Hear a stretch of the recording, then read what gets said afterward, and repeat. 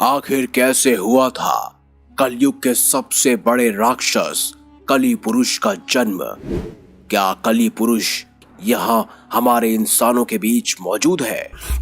आखिर कैसा दिखता है कली पुरुष और आखिर उसका अंत कैसे होगा?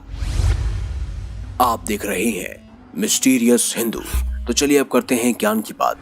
वीडियो में आगे बढ़ने से पहले हमारे चैनल को सब्सक्राइब अवश्य करें और बेल आइकन जरूर दबाएं। कली पुरुष, जिसे कलयुग का सबसे बड़ा राक्षस कहा जाता है, जिसको मारने के लिए स्वयं भगवान विष्णु 10वें अवतार के रूप में जन्म लेंगे और वो अवतार कहलाएगा कल्कि अवतार।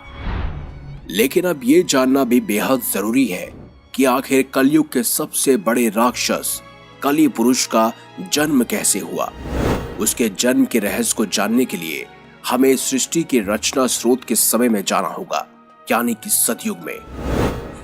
एक बार ऋषि दुर्वासा इंद्र देवता से मिलने स्वर्ग लोक गए हुए थे, परंतु इंद्रदेव वहां नहीं थे। वो किसी राक्षस का वध कर अभी स्वर्ग लोक ही आए थे। तब ऋषि दुर्वासा ने उनके स्वागत के लिए फूलों की माला डाली। क्योंकि इंद्रदेव अभी जीत के धुन में मगन थे, तो उन्होंने उनकी माला का मान नहीं रखा और उस माला को उतार कर उन्होंने अपने हाथी को पहना दिया। जब ऋषि दुर्वासा ने ये सब देखा तो वो अत्यंत क्रोधित हो गए। उन्होंने श्राप दे डाला, जिस ऐश्वर्य में तुमने मेरे उपहार का अपमान किया है, वो ऐश्वर्य तुमसे छीन जाएगा। उसके बाद धन और मान की हानि होने लगी, देवता कमजोर होने लगे। तब सभी भगवान विष्णु के पास पहुंचे। तब भगवान विष्णु ने उन्हें समुद्र मंथन के लिए कहा और बोला कि सभी देवताओं को पुनः स्थापित होने के लिए क्षीर सागर के अमृत की आवश्यकता पड़ेगी। क्योंकि देवता अभी कमजोर थे, इसीलिए इंद्रदेव ने असुरों के राजा बलि से समुद्र मंथन के लिए मदद मांगी। पहले तो राजा बलि ने देवताओं को मना कर दिया।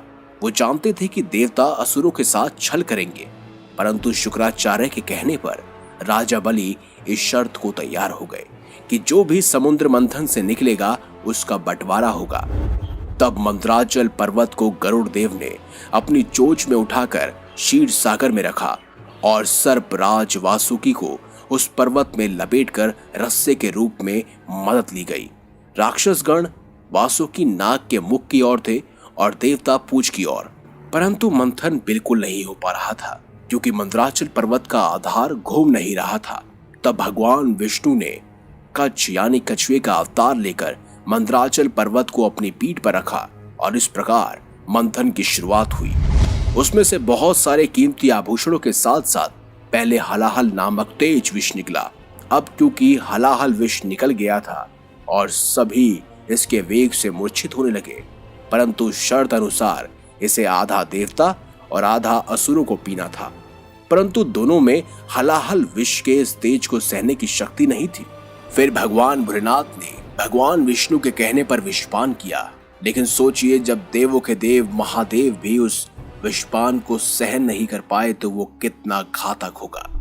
भगवान भोलेनाथ ने भगवान विष्णु के कहने पर विषपान तो कर लिया, लेकिन वहां पर अति जलन प्रभावित हो रही थी। तब शक्ति रूपी देवी पार्वती ने उस विष को अपने हाथों से भगवान भोलेनाथ के गले में ही रोक दिया।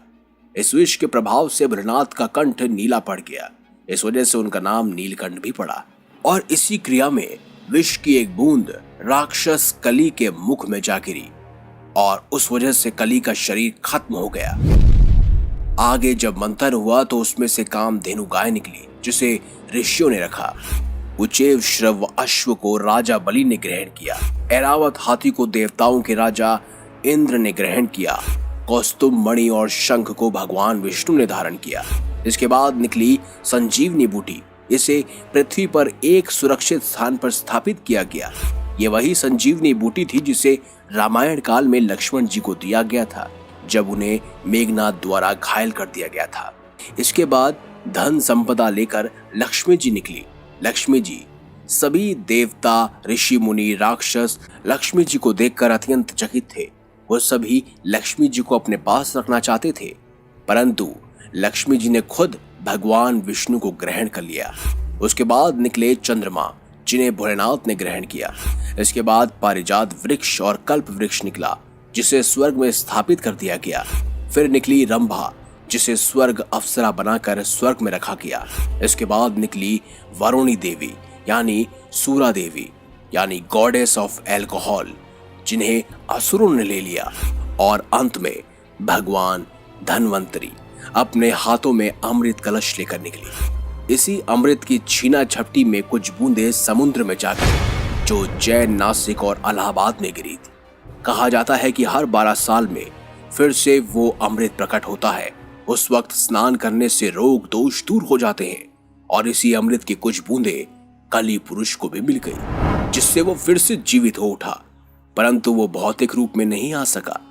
अमृत को बंटवारे के लिए भगवान विष्णु ने मोहिनी रूप ले लिया और सारा अमृत देवताओं को पिला दिया।